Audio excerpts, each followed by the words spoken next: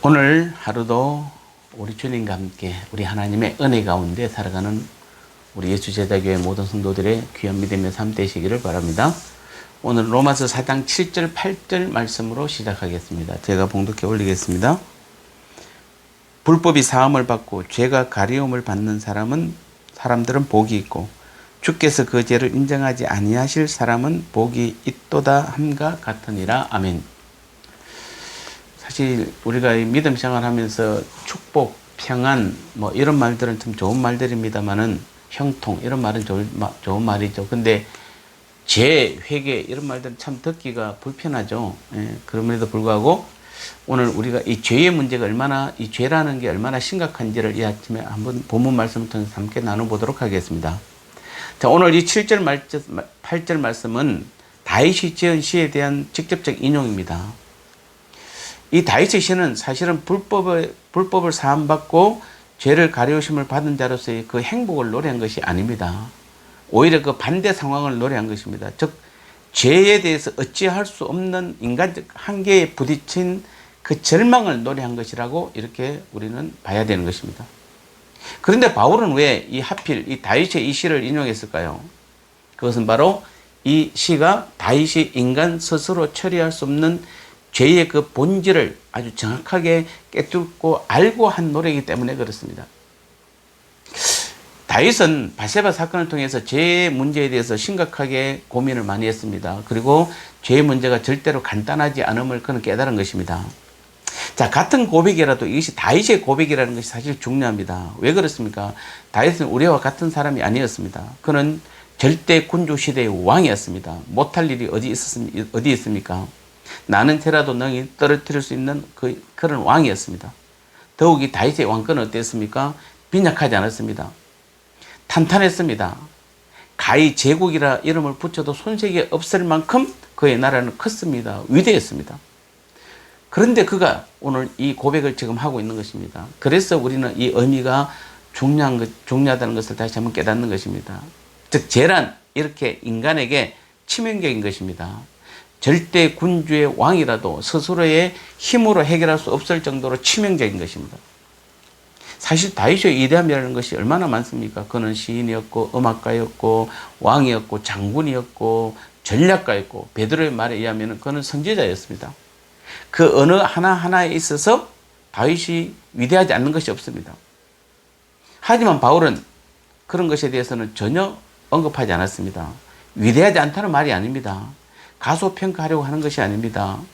즉 다윗이 죄에 대해서 깨달은 게 비하면은 왕이라든지 시인이라든지 어떤 음악가라든지 전략가 이런 것들은 하나도 중요하지 않다는 말입니다.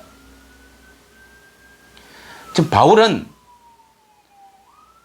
바울이 발견한 다윗의 위대함은 자기 죄악의 심각성과 치명적인 그 독성을 바로 깨닫고 그것을 안고 고민하고 그 문제에 주목하는 데 있습니다. 절망하다가 결국 죄는 하나님께 사해 주시고 가려 주셔야만 되는 것이 아니냐 하는 데까지 이른 것입니다. 이게 사실 다윗의 진면목입니다. 자, 사람들은 모두가 그렇습니다. 자기가 얼마나 구제불능한 죄인인가를 깨닫는 데서 그 사람의 진면목이 나오는 것입니다. 거기에서 진실이 나오는 것입니다. 인간의 모든 매력이 거기서부터 발산되는 것입니다. 아무리 사회적으로 위대한 명예를 얻었고 아무리 높은 지위에 오른다 할지라도 자기 죄인됨의 심각성을 전혀 인식하지 못하는 사람은 결국은 다 무너지는 것을 우리는 알 수 있습니다. 대통령, 국회의원, 기업의 회장들, 아이돌, 국민배우 다들 한때는 뭡니까? 대단했잖아요. 그러나 그들이 다 무너진 건 다 무엇 때문입니까? 그들의 죄 때문에 거의 다 자기 죄로 인해서 다 무너진 것입니다. 이 세상에서도 죄가 그만큼 중요합니다. 그래서 우리는 인간의 죄가 얼마나 무겁고 치명적인 것인지 그 본질을 알지 못하는 사람은 진정한 의미에서의 인생을 깨뜨려 본 사람이라고 할 수 없다라고 할 수 있을 것입니다. 자, 우리가 오늘 하나님 앞에 우리는 인생을 논하고 영원을 논하고 구원을 말하죠. 또 영원한 하나님 나라 천국을 논합니다. 그런데 우리가 그런 것들을 천국이고 구원이고 영생이고 하나님의 자녀고 영원한 하나님 나라고 이런 말들을 우리가 온전히 이해하려고 하면은 그 본질을 정확하게 알려고 하면은 가장 중요한 것이 바로 뭐냐면은 우리 스스로가 죄인임을 정말 우리에게서 죄가 얼마나 치명적인 것인가를 깨달아야만 되는, 즉 깨닫지 못하는 사람은 아무리 구원을 말하고 천국을 말해도 사실은 크게 와닿지 않는 것입니다. 그래서 오늘 우리 자신들도 다윗과 같이 모든 가식과 위선의 허물을 벗고 죄인됨의 한계를 고백해야 하는 것입니다. 벌거벗은 그대로 하나님 앞에서 솔직히 탄식하는 것이 더 낫다는 말씀입니다. 거기에 길이 있다는 말씀입니다.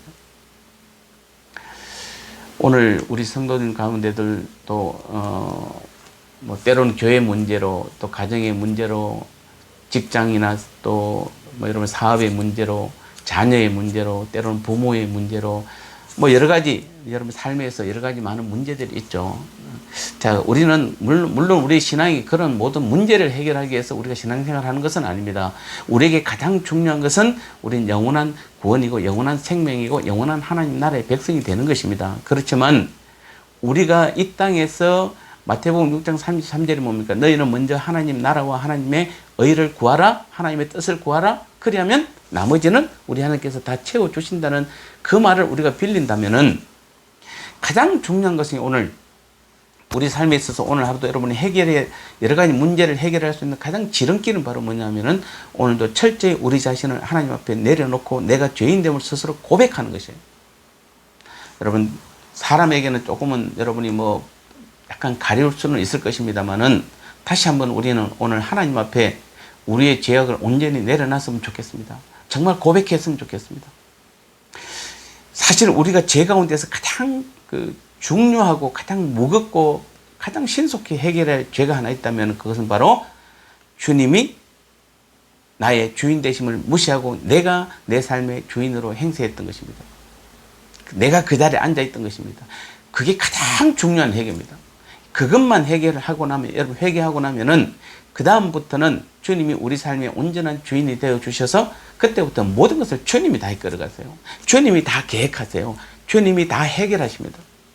아직도 우리 성도님 가운데 여러분 자신이 주인 되어서 큰 죄 가운데 있는 우리 성도님들이 있으면 오늘 이 말씀을 우리는 깨닫고 오늘 하루, 오늘부터라도 당장 우리 자신을 내려놓고 내 삶의 주인은 주님이십니다 라고 고백할 때에 거기로부터 복음은 복음이 될 수 있고 복음은 소망이 될 수 있고 복음은 능력이 될 수 있는 것입니다.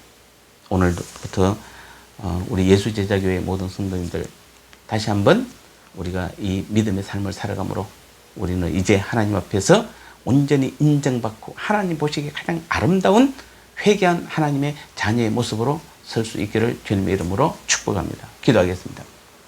하나님 아버지 감사합니다. 그렇습니다. 참으로 우리가 아무리 대단하다 할지라도 이 땅에서 아무리 많은 업적을 이룬다 할지라도 우리 스스로가 정말 처참한 죄인인 것을 깨닫지 못하면은 모든 것이 다 허사라고 오늘 다윗의 시를 통해서 또 다윗의 고백을 통해서 바울은 분명하게 우리에게 다시 한번 말씀해 주고 있습니다. 오늘 우리 주님께서도 말씀을 통하여 우리에게 말씀하고 계십니다. 다시 한번 우리가 우리 자신이 주인 되었던 그 삶을 철저히 회개하며 이제 주님이 진실로 내 삶의 주인입니다라고 고백하며 나아갈 때 오늘도 우리 성도님들 그 고백이 진실된 고백이 될 때에 우리의 직장, 사업터, 가정, 자녀 여러 가지 문제 안에서 모든 문제도 우리 주님께서 반드시 이끄시고 해결해 주실 것을 믿습니다. 그 귀한 믿음의 삶을 살아가는 오늘 이 하루뿐만 아니라 앞으로 우리 모든 성도들의 귀한 믿음의 삶이 될 수 있도록 은혜 내려주시고 함께하여 주옵소서. 오늘도 주님으로 승리하게 하여 주옵소서. 예수님의 거룩하신 이름으로 간절히 기도드리옵나이다. 아멘.